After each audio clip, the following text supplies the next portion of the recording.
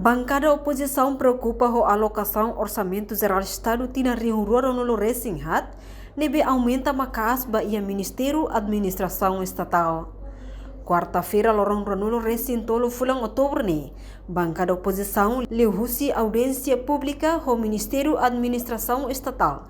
Questiona macas konaba OZR Rio Rural no Resinhat, nebe aloca ba mai ne ia início com montante R1.500.000 Resinhat. Depois to ia dalang clarang aumenta tang to R1 milhão neng no Resinhat.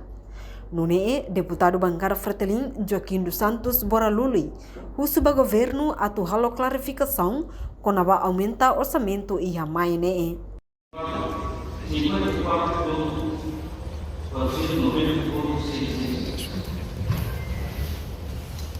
Depois da balança de transportar referência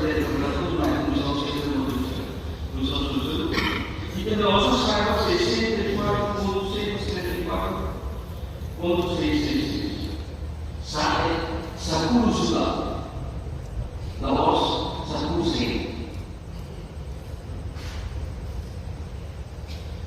sai 10 juga desde hoje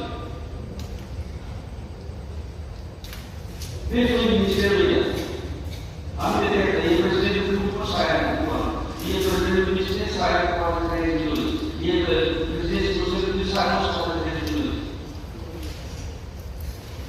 Pergunta na frente. Deve ser a preparação do problema da saída de da Paraná ao dia da depois do Conselho ao dia da preparação da emergência. E a hora toda a discussão da trama sanitária também possa ser.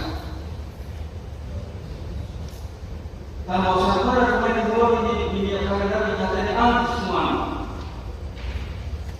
Walau jadi sudah sesuatu dari ini dibuat minister yang para anggota program dari sudah dari saya dalam Hatamba preocupação ne, Ministro Administração Estatal Tomás do Rosário Cabral Katak aprova rotação orçamento irani, atu responde a visita especial Papa Francisco, inclui visita Secretário-Geral ONU mai Timor-Leste, ne o montante milhão sanulu resi rua. No husi milhão sanulu resi rua ne, Ministério Administração Estatal la executa roto, balun sei iha hela, no sei fila faliba cofre Estado. Reportagem Melda Fátima, Televisão Timor Post. Janela informação ba emogoto. Atua tem informação atual dia kliu. Kita haluha. Haneham botão subscribe, like. Halo comentário no fahe tutang ba media sosial hoto.